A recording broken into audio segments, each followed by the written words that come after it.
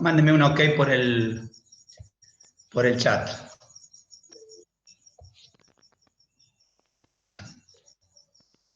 Listo, listo. Listo, con eso alcanza y sobra. Solamente para verificar que estamos en línea. Bien. Lo que vamos a ver hoy es básicamente equilibrio de las firmas, ¿sí? O sea, ¿qué es lo que queremos decir con equilibrio de la firma? Básicamente el punto donde el productor le conviene trabajar, ¿sí? Es decir, antes de arrancar con la clase, como ayer yo los he invitado desde otra cuenta mía, que no me permite grabar, y después por la tarde hice el cambio, ustedes recibieron 2 invitaciones, que yo cancelé una de ellas por la tarde. Si hay algún alumno que pueda haberse quedado descolocado, avísenle que estamos acá. Digamos, mándenle el link para que no se pierda la clase. ¿Sí? Bien. Perfecto. Yo ahora voy a apagar la cámara, así nos concentramos solamente en los contenidos. Bien. Entonces decíamos, lo que vamos a ver hoy va a ser esencialmente equilibrio de la firma. ¿Qué significa equilibrio de la firma? Es el punto a donde al productor le conviene trabajar. ¿Y cuál es el punto al cual al productor le conviene trabajar? Bueno, básicamente es el punto donde tiene, esto es visto desde una única y excluyente variable. ¿Cuál es esa variable? Y los beneficios. Es decir, equilibrio de la firma significa el punto en donde el productor puede obtener su máximo beneficio. ¿Y qué es uno? Único punto. Uno puede trabajar donde quiera, porque de última no deja de ser la decisión personal de cada uno, pero hay un punto en donde, desde el punto de vista económico-matemático, es el punto de mayor conveniencia de trabajo. ¿Cuál es el punto de mayor conveniencia de trabajo? Supongamos, si ustedes tuvieran un kiosco, ¿a dónde trabajarían? ¿A dónde les convendría trabajar? Y básicamente en aquel punto en donde los ingresos menos los egresos, supongamos de un mes, sean superiores, o sea, los más altos. Entonces, en ese punto a ustedes les convendría trabajar. Si usted está en una empresa productora, podemos vincular ese beneficio con las cantidades producidas. Es decir, ¿qué es lo que vamos a obtener nosotros? Que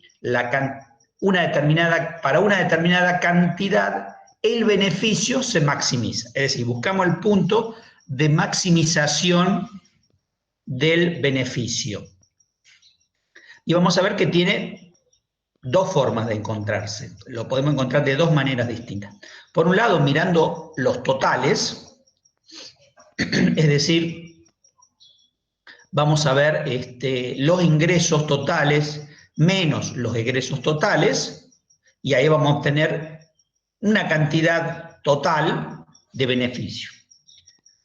Esa sería una manera, esa sería la manera totalmente intuitiva, que no necesitamos estudiar economía para saberla. O sea, el kiosquero sabe cuál es el punto en donde obtiene sus mayores beneficios.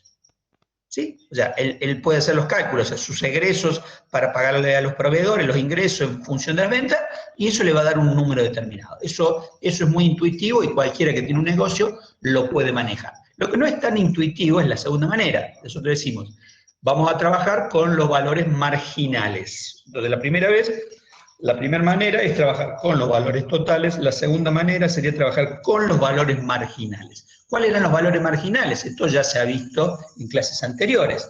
Es cuánto aporta, ya sea en ingresos y en costos, una nueva unidad agregada. Entonces esos son los 2 valores marginales. Los ingresos marginales y los egresos marginales. Bueno, sin más preámbulo, entremos un poco en materia. Nosotros ya habíamos visto con anterioridad la relación que había en los mercados. Nosotros vemos que existe una curva de oferta y una curva de demanda. Estas 2 curvas, esto es el primer gráfico, el de la izquierda, representa la totalidad del mercado, es decir, los millones, por decirlo de alguna manera, los millones de oferentes y demandantes actuando simultáneamente en el mercado.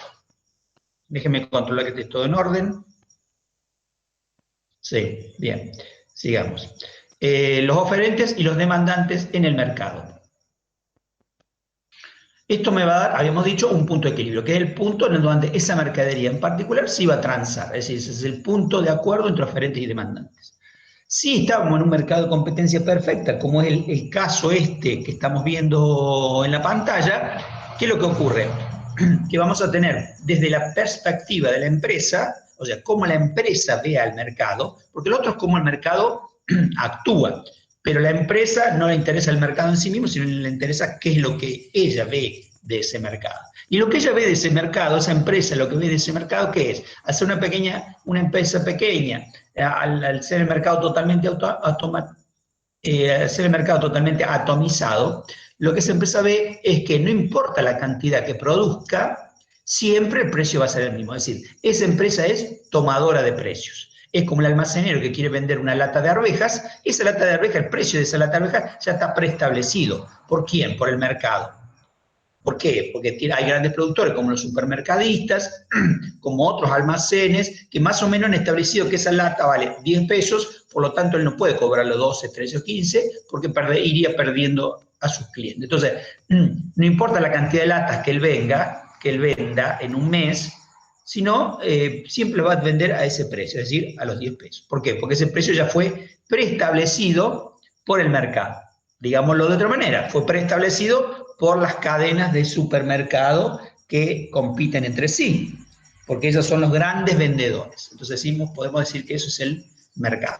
Bueno, esto era lo primero.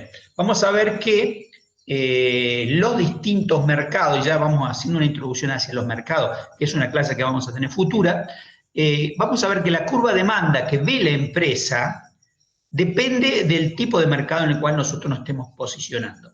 Este que estamos viendo acá es el mercado competencia perfecta y siempre que hablaremos de mercado competencia perfecta, excepto que lo aclaremos. ¿Sí? Excepto que lo aclaremos. Entonces, vamos a ver que otros mercados como el monopolio y el oligopolio tienen curvas de demanda que son diferentes y la competencia monopolística tienen curvas de demanda que son diferentes a la que estamos viendo acá. En realidad, en lugar de ser una recta plana, como vemos a la derecha, por ejemplo, el monopolio tendrá una curva de demanda inclinada, con una pendiente negativa. Ya vamos a ver qué consecuencias tiene eso. O sea, tiene consecuencias importantes para los beneficios de las empresas. El hecho que sea plana o que tenga pendiente. Bien, de pendiente distinto de cero, ¿no? Entonces, vamos... en el mercado de competencia perfecta se establecía una particularidad. Si nosotros vemos la recta plana de la derecha, que es la curva de demanda, vamos a ver algo que es que todas las curvas que voy a nombrar a continuación están superpuestas sobre esta curva de demanda. Es decir, esta no es solo la curva de demanda, sino que además es la curva del ingreso marginal, es la del precio y es la del ingreso medio. Es decir, volvamos un poquito atrás. Si nosotros vemos a la derecha donde dice empresa, vemos esa recta plana que es paralela a las abscisas. Bien, esa recta es la propia curva de demanda, es el ingreso marginal, es la curva de ingreso marginal y es también la curva de ingreso medio. Y también la curva de precio, ¿no? Habíamos hecho demanda. ¿Sí? O sea, imagínense que todas estas curvas están iguales, son iguales y todas superpuestas una sobre otra. A pesar de que no lo vemos, estarían todas allí. Ya vamos a ver, esto es importante entender, que están superpuestas y no es una única curva, porque esto va a cambiar a lo largo de la materia de hoy, de la clase de hoy. Entonces, esto es lo primero. Estas tres curvas están superpuestas, por lo tanto, son iguales. Vemos que se da esta igualdad, que el ingreso marginal es igual al precio de venta, ¿no? Sería una de las curvas, es igual a la demanda, o sea, la curva demanda que habíamos estudiado, y es igual al ingreso medio. Es decir, el ingreso marginal termina siendo igual al ingreso medio. O sea, como el precio no cambia, es lógico que el ingreso marginal, o sea, lo que ingresa por una nueva mercadería, sea igual al ingreso medio, es decir, el valor por todo el periodo, o sea, el valor promedio de una unidad por todo el periodo, es lógico. ¿Por qué? Porque no hay ningún tipo de cambio, y al no haber cambio, todo esto se da. Bien, lo que vamos a establecer es, que nosotros tenemos desde los valores, primero veremos los valores totales. Desde los valores totales, lo que nosotros vamos a buscar, cuál es el punto de trabajo del productor, cuál va a ser, donde se dé la mayor diferencia entre los ingresos totales y los costos totales para un periodo determinado. Ya vamos a ver que, además de esto que les estoy diciendo, hay otras formas de identificarlo. Pero estamos viendo los totales, es decir, la acumulación total de ingresos y de egresos durante un periodo determinado. Eso me va a dar que el punto de trabajo de la firma desde el punto de vista de los totales. Si lo vemos desde el punto de vista de los marginales, y es el mismo punto, porque el punto de trabajo de la firma es único, por lo tanto, no importa por el método que vayamos, siempre me va a tener que dar lo mismo, es decir, siempre me va a tener que dar la misma cantidad y el mismo valor de beneficio, ¿sí? Diremos que desde el punto de vista de los marginales, el ingreso marginal debe ser igual al costo marginal. Entonces, en un caso buscamos la mayor diferencia y en el otro caso buscamos la intersección. Bien, ¿qué diremos? Diremos que el ingreso medio ¿a qué era igual? Bueno, es igual en un determinado periodo o en una determinada cantidad, según como lo estemos midiendo. Igual al ingreso total, por ejemplo, para esa cantidad o para ese periodo, dividido las cantidades. Y el ingreso medio, a su vez, es igual a ¿qué? El ingreso medio es igual al precio. Si el ingreso total, reemplazamos ingreso total, que es igual al precio por la cantidad. O sea, el precio de cada unidad, decimos que es constante, por las cantidades producidas, me va a dar ¿qué? El ingreso total. O sea, lo que ingresó, esto no es beneficio, ¿no? Divido ¿qué? La cantidad producida. Por lo tanto, se simplifica cantidad y me queda precio. Por lo tanto, el I medio, es igual al precio, que es constante. Bien, ya habíamos dicho todo esto, perfecto. Veamos un ejemplo. Nosotros decimos acá que tenemos por un lado en la primera columna las cantidades, en la segunda columna tenemos los precios. Detengámonos un segundo en esta segunda columna, es decir, miremos la segunda columna y veamos el precio.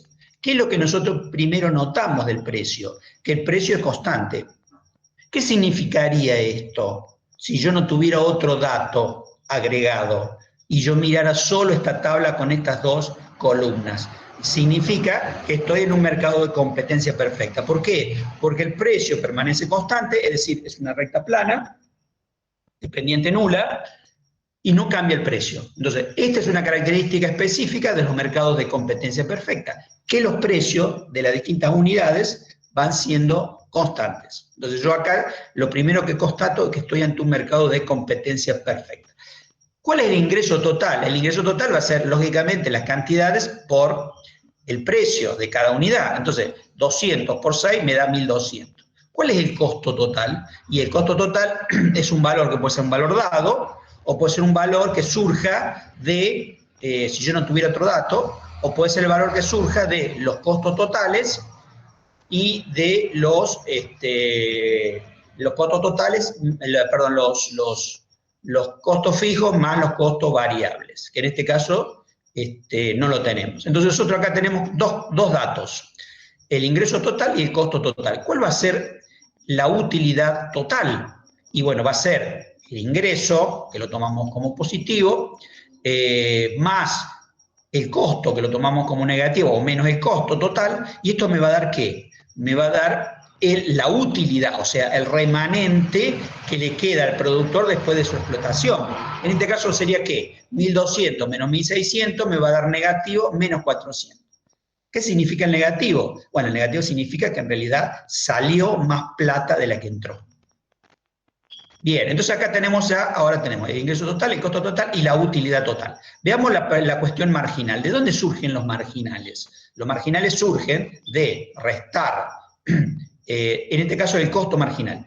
Entonces, surge de restar las 1.600 pesos que salió, menos las unidades anteriores, es decir, 1.300, ¿eso qué me da? Me da 300. 300, si lo divido por 100, porque el delta es de 100, por cada unidad, ¿qué me va a dar? Que el costo marginal de la nueva unidad, en este delta de 100 cantidades, ¿cuál va a ser? 3. Es decir, este 3 es un promedio en los valores que van de 100 unidades a 200 unidades. Este 3 es el promedio para ese rango. Entonces, este es el costo marginal, es decir, el costo que le salió la nueva unidad. ¿Cuál es el costo unitario? Fíjense que ustedes, acá veamos lo primero que debemos, es también un valor único de costo, pero fíjense ustedes que estos valores, dos valores no coinciden. En un caso es 3, el marginal, y el costo unitario es de 8. Esto es importantísimo porque digamos, tenemos que tener claro que los valores unitarios o promedio no necesariamente son iguales a los valores marginales. Es decir, la diferencia que hay entre el costo marginal y el costo medio o unitario es que este costo medio unitario es único, es un valor único para todo un rango. Por ejemplo, para la producción de 0 a 200 unidades. Pero que el costo marginal solo identifica a esa unidad en particular. Y si hay variación, vamos a ver que cada uno de los costos marginales va a ser distinto al anterior. En cambio, el costo unitario para ese rango va a ser siempre el mismo, porque es un promedio. Esta sería la gran diferencia que hay entre los valores marginales y los valores medios. ¿Cómo calculamos el valor medio o el costo unitario? Bueno, tomamos el costo total, que en este caso es 1.600, y lo dividimos por la totalidad de la cantidad producida, es decir, 200. Por lo tanto, me va a dar 8. El costo unitario para toda la producción de las 200 primeras unidades. En cambio, 3 es el costo marginal únicamente para la última unidad. Bien, ¿cuál es la utilidad por unidad? Bueno, surge claramente entre los ingresos marginales y los costos marginales. ¿Cuáles son los costos marginales? 3. ¿Cuáles son los ingresos marginales que no lo tenemos puesto acá? Sería 6. 6, recordemos que el precio es igual al ingreso marginal en este mercado de competencia perfecta. Con lo cual, si yo les doy el precio, también le estoy dando el valor del ingreso marginal. ¿Cuál es el valor del ingreso marginal? Es 6. Entonces, por lo tanto, si yo tengo que el ingreso marginal es 6 menos el costo marginal, que es, perdón, acá lo que estoy viendo es utilidad por unidad promedio, no estoy tomando los marginales. Entonces decimos, ¿cuál es el costo? El costo promedio, 8. ¿Cuál es el ingreso promedio? 6. Por lo tanto, tengo una utilidad promedio de menos 2. Es decir, yo pierdo 2 pesos por cada unidad producida para todo ese lote. ¿Sí? También podría tomar cuál es la utilidad marginal, si quisiera. ¿Cómo sería? En este caso debería tomar los dos, como hicimos recién, los dos valores marginales. ¿Cuáles son esos dos valores marginales? El costo marginal, que es 3, y el precio marginal, que es 6. Por lo tanto, 6 menos 3, 3. Es decir, el ingreso marginal, en este caso en particular, sería 3 positivo. Fíjense ustedes, el ingreso medio es menos 2. Pero el beneficio medio es menos 2. Pero el beneficio marginal, habíamos dicho, era 3 positivo. Fíjense cómo tampoco coinciden las utilidades marginales. Quiere decir que en este valor, en las 200 unidades, en realidad ya por cada unidad nueva que yo voy agregando al lote, estoy produciendo un beneficio por esa unidad en particular. Bien, entonces si esto lo hemos entendido, pasemos a ver un poco el gráfico. Acá en este gráfico tenemos dos gráficos en secuencia, el gráfico superior y el gráfico inferior. El gráfico superior nos va a servir esencialmente para ver los valores totales, y el gráfico inferior lo vamos a ver para ver valores medios y valores marginales. Entonces, ampliemos un poquito la imagen. Lo que tenemos aquí es la imagen de los valores totales. En la parte superior, ¿qué tenemos? En esas curvas más gruesas tenemos los ingresos, que son los ingresos totales, y los costos, que son los costos totales. Si nosotros vemos en el primer rango, que va desde el 0 hasta el punto B, veremos que los costos totales superan a los ingresos totales. ¿Qué va a querer decir esto? Y quiere decir que en este rango yo voy a tener pérdida. O sea, la plata que sale va a ser superior a la plata que entra. Y si lo vemos en la parte de utilidades, que está en la parte inferior, nosotros vamos a ver que en realidad, como nosotros tenemos que restar ingresos menos egresos, lo que vamos a ver que en el punto de mayor distancia entre los ingresos y egresos se va a dar el punto de mayor negatividad de la curva de utilidades. O sea, es el punto, el A1 es el punto de mayor pérdida para el productor. O sea, si estuviera trabajando en ese valor, supongamos que este valor fuera 75, en 75, ¿qué es lo que se va a ocurrir el productor? Y que ahí va a tener su mayor pérdida. Si trabajara en, por ejemplo, 75 latas de tomates vendidas o fabricadas. Pero vemos que estas curvas se van juntando y llega un punto de intersección, que es el punto B, en donde el ingreso total se hace igual al costo total. Por lo tanto, si nosotros vamos a la parte inferior a ver las utilidades, ¿qué vamos a notar? Vamos a notar que la utilidad acá se hace 0. Si vamos al punto D, ¿qué pasa en el punto D? Y si lo miramos verticalmente, vamos a ver que en el punto D se da la mayor distancia entre los ingresos y los costos, siendo los ingresos superiores a los costos. Entonces, si los ingresos son superiores a los costos, diremos que la curva de utilidades va a estar en un rango positivo. Pero como la distancia es la mayor de todo el rango, diremos que este es el punto máximo o de maximización de los beneficios o utilidades. A partir de ahí vemos que las curvas se vuelven nuevamente a juntar y en el punto E nuevamente entra en intersección y nuevamente pasamos al rango de utilidades negativas. Ustedes fíjense, presten atención que en el punto D se da una característica muy particular, que también se da en el punto A. ¿Cuál es esa característica? Y es que las pendientes de los ingresos y de los costos son iguales.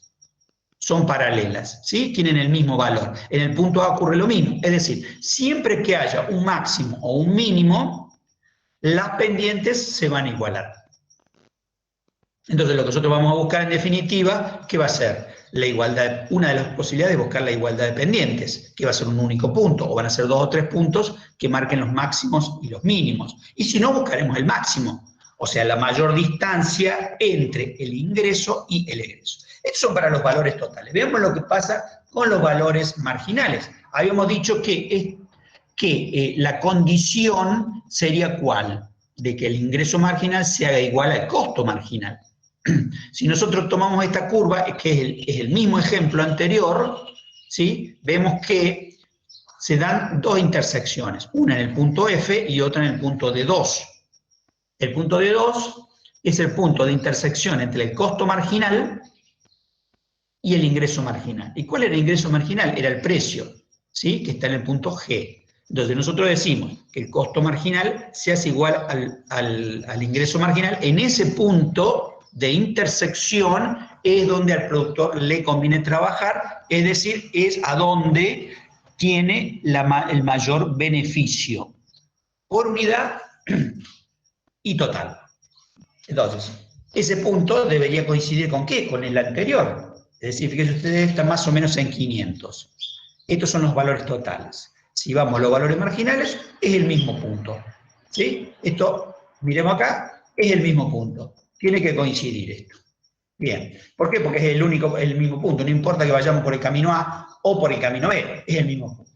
Y nosotros decimos esto, es la forma de calcularlo desde los marginales.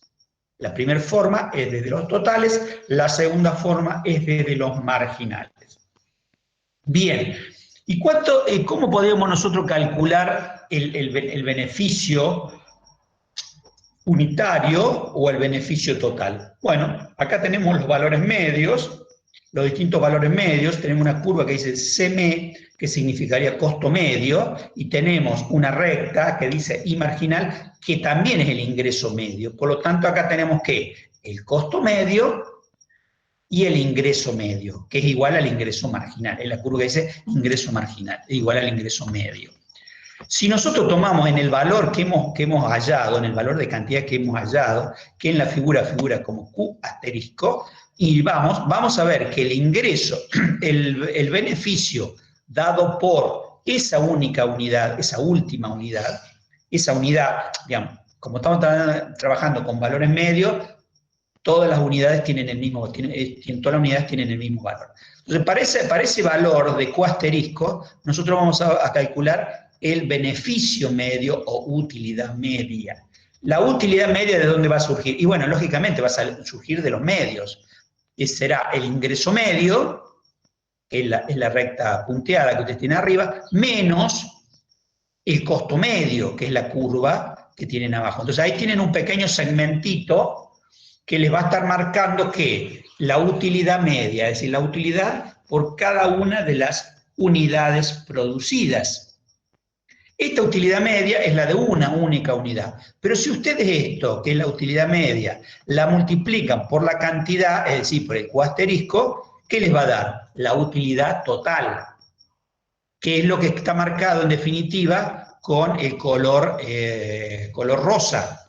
El color rosa, que es un área que tiene uno de sus lados, es la utilidad media, y la base, el lado vertical, y la base, el lado horizontal, me está marcando las cantidades. Y cantidades por utilidad media me va a dar el beneficio total. Estos no son ingresos, ojo, estos son beneficios totales, es decir, lo que le queda de remanente al productor después de que ha pagado todos sus gastos. Si nosotros quisiéramos saber los ingresos, ¿cuáles serían los ingresos? Y los ingresos serían el ingreso medio, es decir, la vertical que va desde las abscisas hasta el ingreso medio, ese segmento multiplicado por las cantidades. Ese sería el ingreso. ¿Y cuál sería el costo? Y bueno, en la parte blanca, que se le sustrae, que se le está sustrayendo al valor de ingreso. Es decir, sería que el valor del costo medio en Q asterisco, que es la parte blanca, por las cantidades. Eso me va a dar un rectángulo, que es el rectángulo blanco que está debajo de la zona rosadita. Bien, entonces si entendimos esto, pasemos a esta cuestión. Siempre estamos acá, habría que aclararlo, en el corto plazo.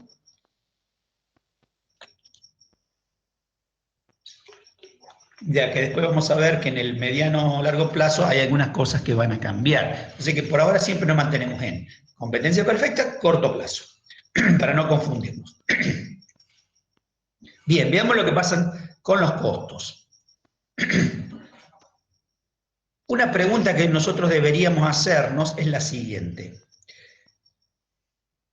¿Los costos unitarios son iguales a los costos marginales? Ya lo respondimos, vamos a responderla nuevamente. No necesariamente, puede coincidir en algún punto, pero no necesariamente. ¿Por qué? Porque los costos marginales cambian unidad por unidad. En cambio, los costos medios son comunes para todo un lote. Es decir, es un valor único para todo un lote.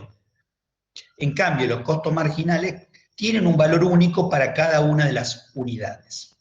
Fíjense ustedes allí que yo lo he marcado justamente este ejemplo sencillamente para marcar en la tabla cuáles son los valores de costo marginal, es decir, el costo de una unidad, con respecto al costo medio, es decir, costo unitario. Fíjense ustedes que prácticamente no coinciden en ningún punto. En realidad, en este caso, en este ejemplo en particular, no coinciden en ningún punto, lo cual es lógico, porque uno es un valor permanentemente cambiante, en cambio el otro es un valor que termina siendo constante. Bien, entonces, allí hemos encontrado, fíjense que está marcado de rojo, un círculo rojo, un valor. Este valor dice allí 4,40, que sería el costo promedio para ese lote de ¿cuántas unidades? De 500 unidades. La pregunta sería la siguiente. Mirando, esto es solamente una tabla de costo, acá no tenemos ningún nivel de ingreso, solo los costos. Nosotros, el productor, debería trabajar en las 500 unidades teniendo en consideración que ese 4,40 es la minimización de sus costos. Esta es una pregunta muy común de examen. La respuesta es no. La respuesta es no, es decir, o mejor dicho, la respuesta puede ser no lo sabemos. O no lo sabemos. ¿Por qué? Porque nosotros nos está faltando un dato, y ese dato son de los ingresos. Porque los ingresos pueden haber caído en ese punto. Con lo cual, ese no es el punto de mayor beneficio, sino es otro punto. Entonces, nosotros tenemos que ver ambas curvas. A la hora de mirar los beneficios, tenemos que ver ambas curvas. La de los costos y la de los ingresos. ya sea ingresos y costos totales o ingresos y costos marginales. Bien, veamos ahora cuál es la diferencia, veamos qué es lo que sucede o cuáles son las decisiones que deben ser tomadas por el productor según estos valores. Esto, volvemos a decir, es competencia perfecta a corto plazo. Vamos a ver la misma curva en el mediano y largo plazo. Y esto sirve como introducción a la transición entre el corto plazo y el largo plazo desde el punto de vista de los costos. Bien, nosotros ahí tenemos las dos curvas principales, que son la de los costos por un lado y la de los ingresos por otro. Los ingresos se ven ahí en color rojo punteado y los costos se ven en color negro completo. Entonces vemos tres curvas de costos. Los costos de valores, los costos variables unitarios, que es la curva de abajo, los costos unitarios, es decir, la sumatoria entre costo variable unitario más costo fijo unitario. Fíjense que la distancia existente entre el costo variable unitario y el costo unitario, esa diferencia en sentido vertical, me va a estar marcando ¿qué? Los costos fijos unitarios. Es decir, fíjense ustedes, si ustedes arrancan con la curva al principio, próxima a cero, van a ver que los costos fijos unitarios son sustancialmente mayores que los costos fijos unitarios cuando ya se ha producido una determinada cantidad de artículos. Y también vemos la curva de costos marginales. Una característica particular de relación entre los costos medios o unitarios y los costos marginales, ¿cuál es? Que los costos marginales cortan, y fíjense la curva, presten atención, los costos marginales cortan a los costos medios, ¿a dónde? En su punto mínimo o en su punto máximo. Por lo tanto, cuando los costos marginales se hacen iguales a los costos medios, tenemos un punto mínimo o un punto máximo, ¿no? Y lo que a nosotros nos interesa acá es el punto mínimo. Entonces, por lo tanto, esa intersección me está marcando el punto de menor valor del costo unitario. Esto es una característica no económica, sino matemática, con lo cual se da siempre, digamos, ¿no? No vamos a explicarlo hoy, pero en algún momento, si surge la oportunidad, les voy a explicar por qué se da este fenómeno. Pero reiteramos, los costos marginales cortan a los costos medios en su punto mínimo. Bien, y tenemos, ahora tenemos la parte de los ingresos. Los ingresos, acá tenemos el precio, recordemos que esto es un mercado de competencia perfecta, con lo cual esto también es el ingreso marginal, el precio es igual al ingreso marginal. Tenemos tres valores, tres precios distintos, un precio que está superior, uno medio y uno inferior.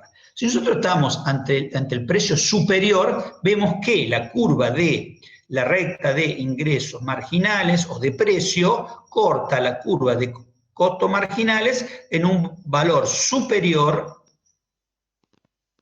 al de costos unitarios. Vemos que si comparamos los valores medios con los valores medios, decimos que el ingreso, el precio, es decir, el ingreso medio es superior al costo medio, con lo cual la pregunta sería, ¿conviene producir? La respuesta es sí. ¿Por qué? Porque por cada unidad producida en promedio, yo voy a estar obteniendo un pequeño beneficio. Es decir, esto va a contribuir a que haya un beneficio general total. ¿Qué pasa si en lugar de estar en este punto, estamos en un punto intermedio entre el costo variable unitario y el costo unitario? Bueno, en ese caso, cada unidad producida solventará los costos de producción de esa unidad, porque es superior al costo variable unitario, o sea, por cada unidad que se produce, paga todos los costos variables para fabricar esa propia unidad, y además contribuye en algo, pero no totalmente, al pago de los costos fijos unitarios. Entonces la pregunta es, ¿conviene producir allí? Y la respuesta es, conviene producir temporalmente. Es decir, no podemos hacerlo indefinidamente. ¿Por qué? Y bueno, porque indefinidamente no estamos cubriendo los costos totales, con lo cual los ingresos terminan siendo menores a los egresos. Con lo cual, temporalmente podemos producir sí, porque por cada unidad que produzcamos se va a pagar a sí misma y a su vez va a contribuir a los costos totales de la empresa.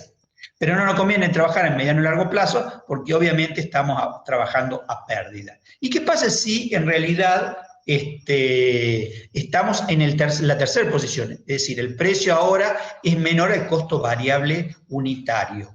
Bueno, en este caso conviene cerrar la fábrica o discontinuar esa línea de producción, porque por cada unidad que nosotros fabriquemos, vamos a incorporar, por esa propia unidad, vamos a estar incorporando un costo adicional.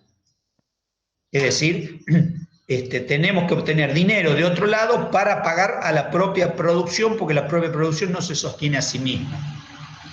Entonces, por lo tanto, conviene cerrar la planta, cerrar la empresa o cerrar al menos esa línea de producción con la cual nosotros estamos obteniendo pérdida. Bien, y veamos ahora qué es lo que ocurre en el largo plazo. Nosotros acá vemos en la tabla, vemos dos unidades de producción de distinto tamaño para un mismo producto, exactamente el mismo producto. La planta de tamaño que le llaman Q3 Q por cantidad y la planta de tamaño Q5 también dada por cantidad. Y vemos que tiene distintos valores de costo, ¿no? No vamos a detener esto porque no tiene importancia, y vemos que le hemos asignado temporalmente dos precios a estas unidades, uno de 8 y uno de 16, y vamos a ver qué es lo que ocurre. Entonces tenemos dos plantas, y cada planta tendrá su propia curva de costos, y tendremos dos niveles de ingresos, dos precios distintos, de 8 y 16. Veamos lo que sucede. Acá tenemos estas dos plantas, que es la que figura ahí como CP3 y CP5. El C final significa de corto plazo, ¿sí? Y las dos plantas, las características, forma de U o de sonrisa, que tiene los costos unitarios, es decir, los costos promedios. Vemos que si nosotros ampliamos una planta, la hacemos más grande, como es el caso del CP5, ¿qué es lo que va a ocurrir? Y que en general todos los costos van a estar aumentados. ¿Por qué? Y pues no es lo mismo fabricar una planta donde yo tengo, es más pequeña, por ejemplo en un garage yo tengo un determinado consumo eléctrico, tengo un determinado consumo de seguridad, de limpieza, que son todos estos costos, comparada con una planta que es mucho más grande, donde el costo por electricidad, el costo por limpieza, etcétera, etcétera, todos estos costos van a estar magnificados. Con lo cual es lógico pensar que los costos generales de una planta más pequeña, el CP3, van a ser, esta forma característica de U, van a estar más abajo que el CP5, que es una planta más grande, para producir mayores cantidades. Entonces, si nosotros tenemos un conjunto bastante amplio de tamaños de planta, como el CP3 y el CP5, supongamos que tuviéramos más cantidades, un CP2, un CP4, un CP6, etc., lo que veríamos es que todos se van a ubicar en un rango determinado. Si nosotros hacemos la envolvente de estas plantas, vamos a obtener lo que llamamos el valor medio de costos, pero ahora de largo plazo, que es lo que ahí figura como CPL. Por CPL, por cada unidad de costos medios de largo plazo, es decir, la CPL, tendremos también una curva de costo marginal de largo plazo, que también va a cortar a la curva de costos promedios, ¿a dónde? En su punto mínimo. Entonces, una vez que nosotros hemos obtenido el envolvente, nos desligamos de los valores de distintos tamaños de plantas y ya simplemente es básicamente lo mismo. Pero ¿qué es lo que ha ocurrido por el camino? Lo que ha ocurrido por el camino es que tenemos un valor, un rango muchísimo más amplio y se han eliminado o han desaparecido los costos fijos, que es lo que pasa en el largo plazo. Bien, ahora veamos nuevamente la curva que habíamos visto antes para el corto plazo, veámoslo ahora para el largo plazo. ¿Qué es lo que ocurre? Como ahora ya no tenemos más los costos fijos, sino que solo son costos variables, la curva promedio es igual a la curva de valores variables de largo plazo. Con lo cual ahora una de las curvas se ha eliminado. Es decir, se han fusionado. ¿Por qué? Porque ahora hemos eliminado esa diferencia que representaban los valores fijos. Esos valores fijos han pasado a ser variables y se han integrado en la curva promedio. Con lo cual ahora tenemos una sola curva, que es la curva de costos unitarios de largo plazo, que es la que ustedes tienen allí. Tienen ustedes la curva de valores unitarios de largo plazo, que es la característica curva en U.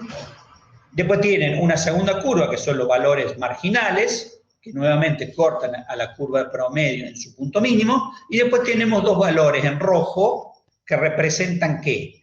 Representan el precio unitario o bien el ingreso unitario. Entonces tenemos los ingresos unitarios en rojo y los egresos unitarios en negro.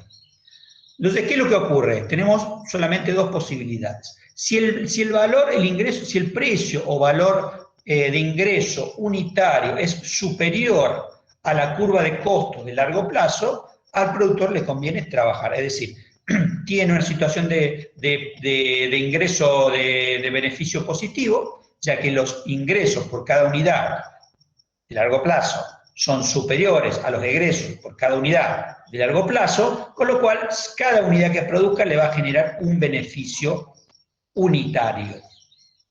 ¿Qué pasa en el segundo caso? En el segundo caso, que estamos con el valor del precio por debajo de la curva de valores medios.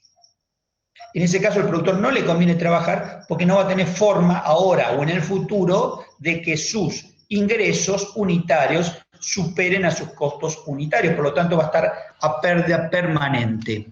O sea, va a estar transfiriendo capital desde su empresa hacia el consumidor. Y se va a ir endeudando, porque van a estar endeudarse para poder pagar la propia producción. Por lo tanto, un poco más tarde, un poco más temprano, va a terminar quebrando. Con lo cual, esta línea de producción o esta empresa deben cerrar. Esto estamos en el largo plazo.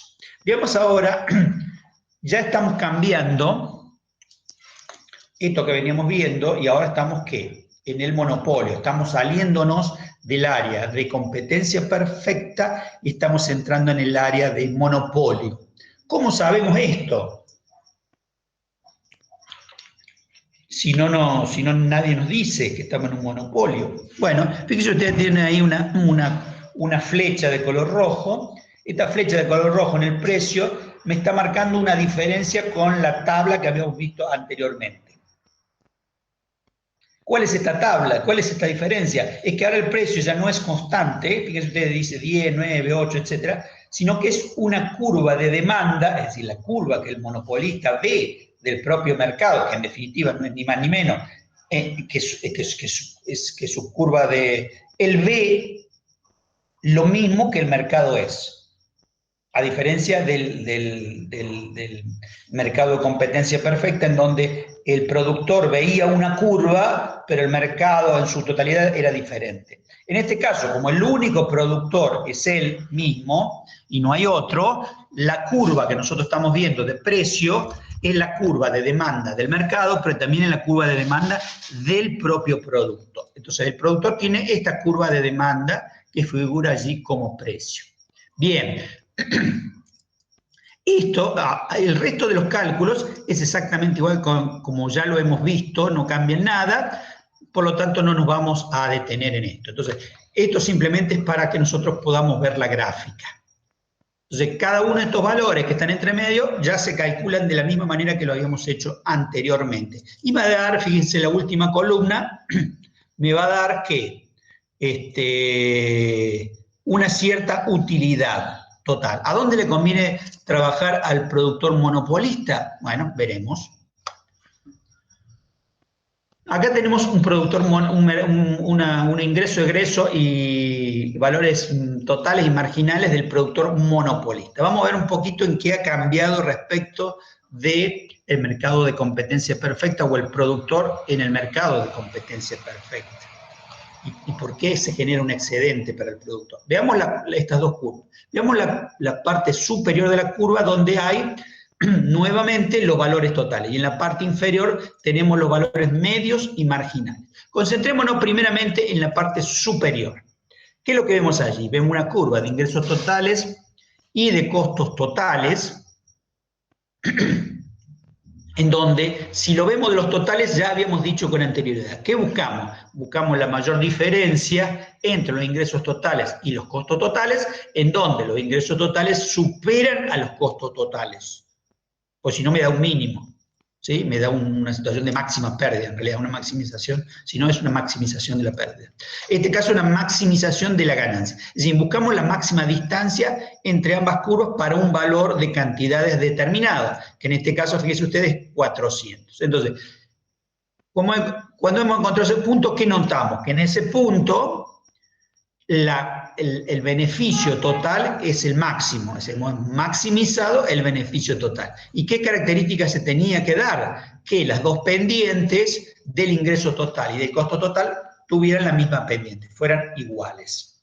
Esto se verifica así, y además es el único punto en el que se verifica, porque todos los otros puntos difieren en sus valores de pendiente.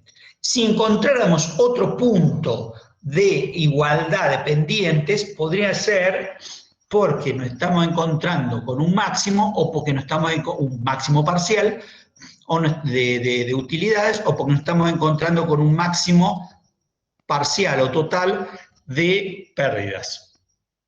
Es decir, cada vez que nos encontremos con dos pendientes paralelas, vamos a estar ante un máximo de beneficio o un máximo de pérdida. Como a nosotros lo único que nos interesa es el máximo del beneficio, vamos a buscar la mayor distancia entre los ingresos totales y los costos totales cuando el ingreso total es superior al costo total. O sea que eso me marcaría un máximo utilidad y no un mínimo de utilidad, y no un máximo de pérdida. Bien. ¿Y a dónde vamos y cuál va a ser la cantidad, si nosotros lo tomamos desde los valores marginales, cuál va a ser el punto de intersección que nosotros vamos a buscar? Y bueno, va a ser entre el costo marginal y el ingreso marginal. Esto se repite, es lo mismo que en competencias perfectas. ¿Qué es el punto rojo que yo los he marcado? Fíjense ustedes, allí tienen el ingreso marginal y el costo marginal, tienen la intersección que coincide a su vez, ese valor de cantidades marginales coincide a su vez con el mismo valor de las dos curvas de los totales, que es 400, lo cual es obvio, tienen que coincidir. ¿Cuál es la diferencia que ustedes encuentran acá? Bueno, que recuerden que antes la curva de ingresos marginales era plana, o sea, de pendiente cero, y en cambio ahora la curva de ingresos marginales tiene pendiente negativa. Entonces, este es el punto a donde le conviene trabajar a quién, al monopolista. Este punto de intersección, es decir, en las 400 unidades, él maximiza su beneficio, por lo tanto a él le conviene trabajar allí. Y veamos lo que ocurre. Si nosotros decimos que ese es el punto de trabajo, acá hemos como ampliado el gráfico para poder entender esta idea. Si nosotros tenemos que para el productor, este es el punto de trabajo, es decir, estamos en Q asterisco y vamos hacia arriba, vamos a ver que la intersección que me determina este punto de trabajo era entre el costo marginal y el ingreso marginal, está señalizado en el gráfico como letra A. Entonces, con esta intersección nosotros determinamos la cantidad de trabajo. En este caso, habíamos dicho que era ¿cuánto? Eran 400 unidades. Bien. Pero ¿a dónde se van a dar los ingresos? Y los ingresos se van a dar, ¿qué? En el valor de venta para esa cantidad, el precio, que es el punto, fíjense, el punto B, porque le está situado sobre la curva de demanda o sobre la curva de precio, por lo tanto es el punto B, el ingreso por unidad va a ser el segmento que va de B a Q asterisco. Ese segmento es el ingreso por unidad del monopolista. Si a eso lo multiplicamos por Q asterisco, que sería por las cantidades que en realidad se han producido, ¿qué me va a dar? Me va a dar una superficie que tiene por lado el Q asterisco B mayúscula,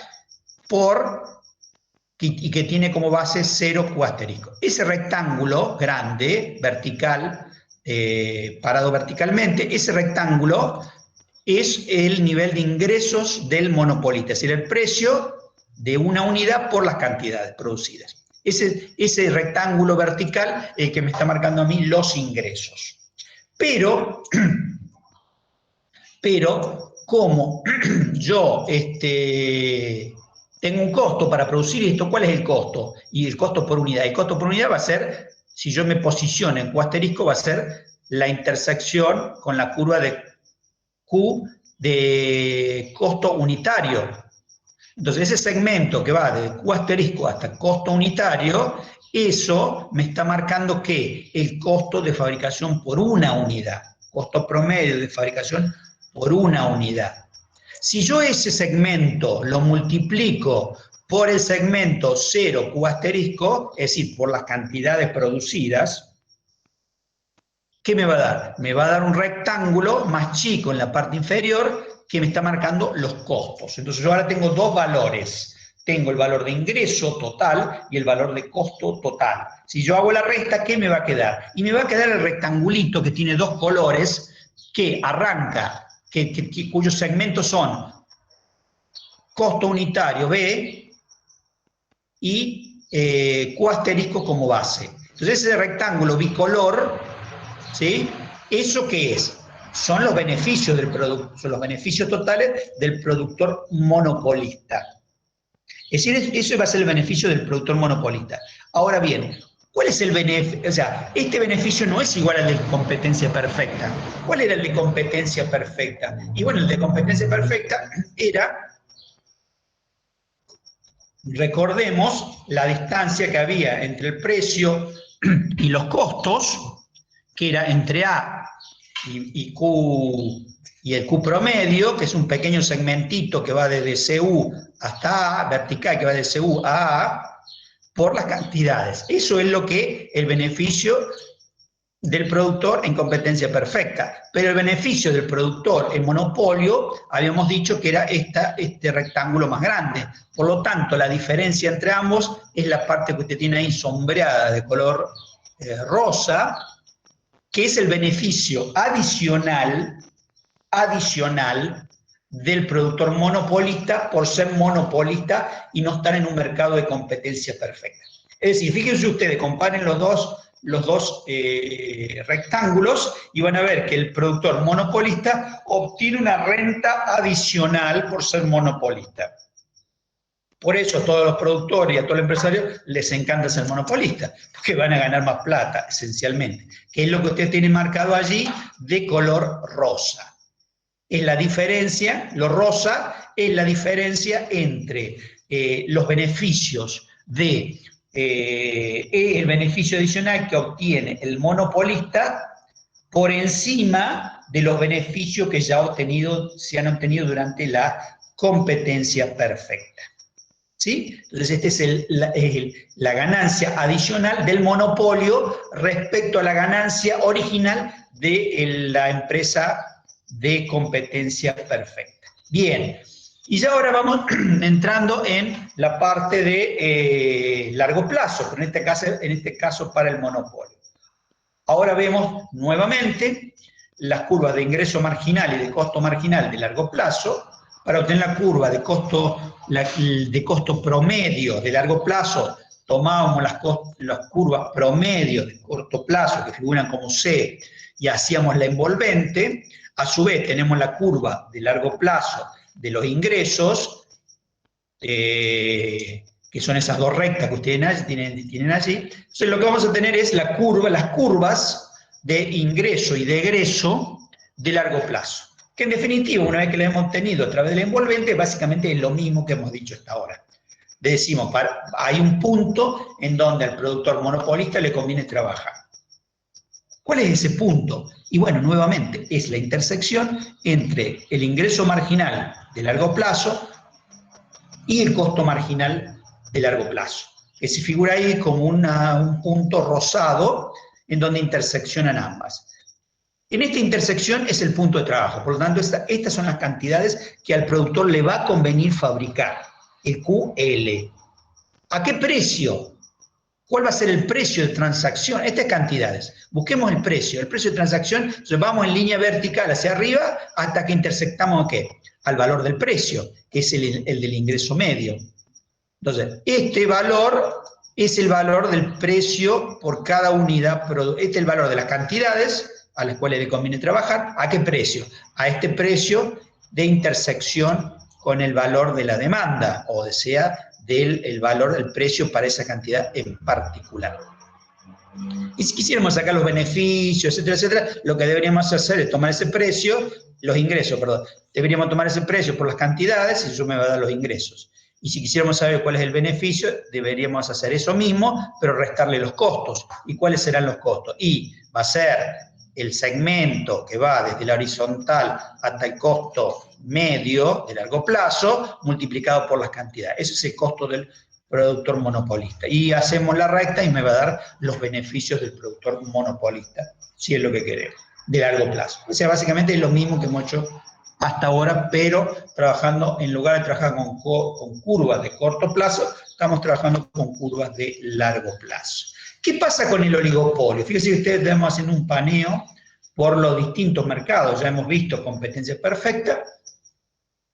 Después vimos monopolio, que son como los dos extremos. Ahora vamos a ver oligopolio, que tiene unas características muy particulares. Y después vamos a ver competencia monopolística.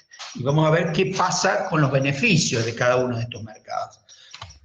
Nuevamente nos posicionamos en los precios para ver el oligopolio y el monopolio son prácticamente iguales en su esquema, en la forma, con lo cual, digamos, no tiene mucho sentido explicar demasiado lo que ya hemos explicado. Entonces, ustedes remítanse al monopolio con algunas pequeñas particularidades. ¿Cuál es esta particularidad? Fíjense ustedes, miren el precio. Ustedes allí tienen en un círculo, color celeste, dos valores. Si ustedes miran el precio, van a ver que estas son curvas, esto es una curva, pero que cambia de pendiente en un punto determinado. Entre 400 y 500 cambia de pendiente. Fíjense ustedes van desde arriba para abajo y dice 10, 9, 8, es decir, la caída de la pendiente es de 1 permanentemente. ¿Sí? Siempre va cayendo de 1 en 1. Pero fíjense, cuando llega a 6, pasa en lugar de ser 1, es decir, pasa de 6 a 5, pasa de 6 a 4,5. Y ahora la caída es mucho más pronunciada, es decir, es una curva quebrada. ¿Sí? Es una curva quebrada que está quebrada entre 400 y 500. Si viene con una pendiente constante, hay un quiebre y pasa a tener otra pendiente superior para determinados valores. Esta sería la única diferencia entre una curva, entre un monopolio y un oligopolio, que los oligopolios tienen una curva quebrada, siendo que los monopolios tienen una curva siempre de la misma pendiente. ¿Sí? Bueno, esta sería la diferencia, así que no me voy a detener, porque es la única diferencia que ustedes van a encontrar. Fíjense, y nos da esto, al ser una curva quebrada, fíjense ustedes, los ingresos totales, que esta es la curva de las tablas que hemos visto con anterioridad. Lo que ustedes van a notar es que tenemos una curva de ingresos totales que va manteniéndose hasta un valor, en este caso 400, y a partir de ese valor cambia la pendiente abruptamente en ese valor y en lugar de ir y pasar por el 0 y por todos los valores intermedios, directamente pega un salto. Y los costos totales que sí, ya es una curva continua.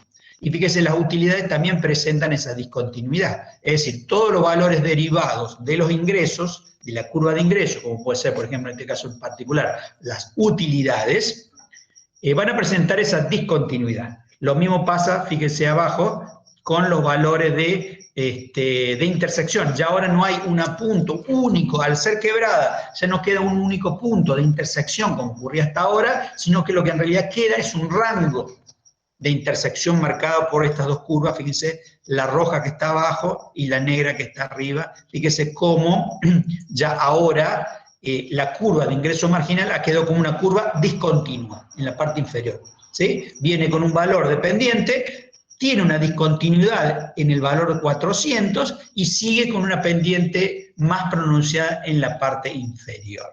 Cuando veamos mercados, se les va a explicar cuál es el efecto o por qué se produce esta discontinuidad en la curva de ingresos de los productores oligopólicos. ¿Sí? Por ahora dejémoslo ahí. Digamos simplemente que la característica principal de los mercados oligopólicos es su curva de demanda quebrada.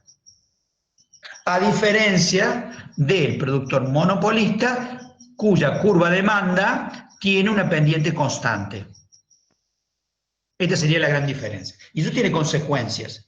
ese pequeño cambio tiene consecuencias para un mercado o para otro mercado. Son mercados que funcionan distintos. Ya lo vamos a ver cuando se estudien mercados en particular. Bien, y entonces ahora veamos esto.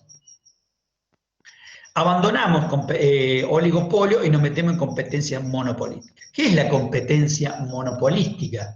Bueno, la competencia monopolística básicamente es un estado más o menos intermedio entre la competencia perfecta y el mercado oligopólico. A ver, se parece bastante y está próxima a la competencia monopolística a la competencia perfecta, pero no lo es. Como vemos, existe una pendiente de la curva de demanda que está representada ahí por la D, y existe también un desplazamiento del I marginal, del ingreso marginal respecto a esta curva de demanda, de la misma manera que existía en el monopolio, pero con un grado de pendiente muchísimo menor.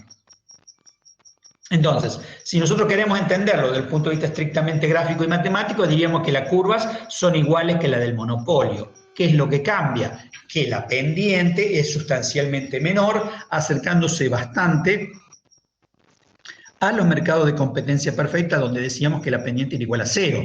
Entonces, ustedes ven que a medida que la pendiente se va haciendo menor, o sea, se va acercando a 0, como el caso que pasamos del monopolio a la competencia monopolística, vamos a ver una característica particular, y es que las curvas de ingreso marginal y la curva de demanda se van acercando cada vez más, hasta que se superponen en el mercado de competencia perfecta.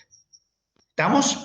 Si nosotros partiéramos del monopolio como un extremo, veríamos que existe una recta demanda de pendiente muy pronunciada y que está desplazada bastante del ingreso marginal con otra pendiente también bastante pronunciada y ambas bastante separadas entre sí.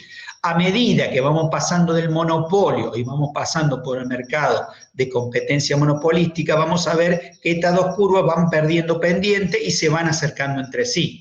Y si pasamos del mercado de competencia monopolística al mercado de competencia perfecta, vamos a ver que estas dos rectas pierden valor la pendiente, es decir, se hace 0, y que las dos curvas se superponen sobre sí. Si lo viéramos como una continuidad, veríamos que estas dos curvas van pasando de un valor alto y separadas y se van perdiendo pendiente y se van acercando entre sí hasta que se superponen en el mercado de competencia perfecta, que es lo que estamos viendo en definitiva en el gráfico. Esta es la competencia monopolística. Vemos que la distancia entre la curva de demanda y la curva de ingreso marginal se ha reducido sustancialmente respecto de ¿qué? Respecto del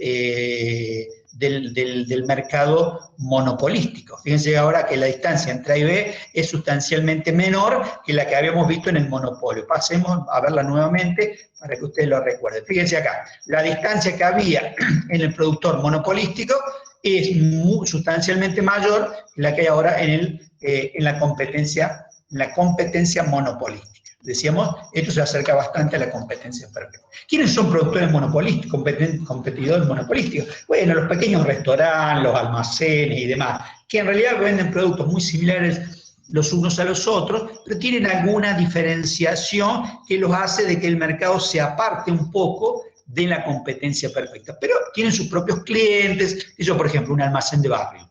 Un almacén de barrio compite con productos similares, llamémosle latas de arvejas, con otro almacén y con los supermercadistas, pero tiene una diferencia. O sea, no podemos considerar eso competencia perfecta, porque no es lo mismo comprarle al almacenero que está al frente de mi casa que ir al supermercado. Entonces hay una diferencia. ¿Cuál es esa diferencia? La distancia, por ejemplo. O sea, a mí me conviene, o por ejemplo el crédito. Muchas veces el almacenero al frente de mi casa me da crédito, yo voy simplemente saco las mercaderías y después pago una vez al mes, por ejemplo. Entonces, esas pequeñas diferencias, las diferencias que hay entre los restaurantes, por ejemplo, en el tipo de comida, en la ubicación geográfica, si está en un lugar, no es lo mismo estar en el medio de Güemes que estar apartado, por ejemplo, etcétera, etcétera. Entonces, todas esas pequeñas diferencias hacen que este mercado sea parte de la competencia perfecta y se denomine competencia monopolística. Pero en general están vendiendo productos de similares características. No es como el oligopolio, donde hay una competencia feroz en muchos ámbitos, por ejemplo en la tecnología. Acá el productor vende productos que son muy similares entre sí y que pueden tener algún grado de diferenciación. Puede ser, por ejemplo, en un supermercado, en un restaurante, puede ser la ambientación, puede ser la ubicación, puede ser el tipo de comida, si es pizza, sushi, si es comida mexicana, etc. Todos estos pequeños elementos los separan un poco de la competencia perfecta, por eso se denomina competencia monopolística.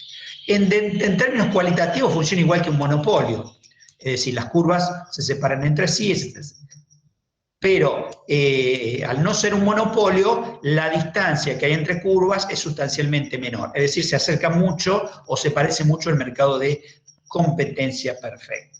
¿Sí? Entonces vemos que el nivel de utilidades que es lo que está ahí en rosa, el nivel de utilidades del competidor monopolístico es sustancialmente menor, justamente porque estamos vendiendo productos no tan diferenciados, que el del productor monopolístico, pero a su vez es superior al de la competencia perfecta. ¿Por qué? Porque hemos introducido algunos elementos de diferenciación en nuestros productos. Entonces lo vemos en la parte rosa. Y ya finalmente, para cerrar, ustedes ven acá, no se lo voy a explicar porque esto es simplemente para leerlo en el libro de Maciarelli. Fíjense ustedes que esto es, digamos, el tema de la empresa, cómo funciona la empresa y algunos elementos. Esto de la empresa se los dejo como lectura porque no tiene mucho sentido que yo se los explique algo que simplemente es para ser leído. Bien, con esto estaríamos terminando la clase. Yo quisiera saber si hay alguna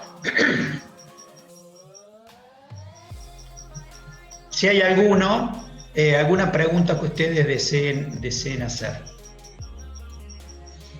Si no, cerramos la clase.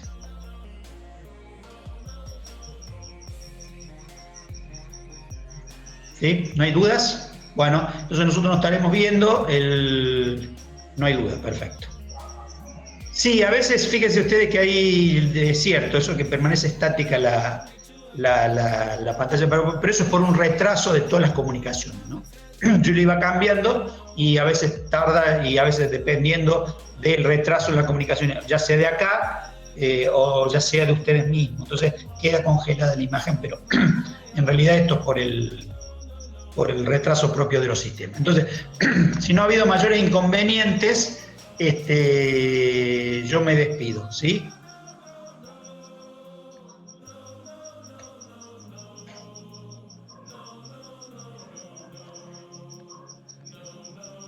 Bueno, nos vemos entonces. Saludos.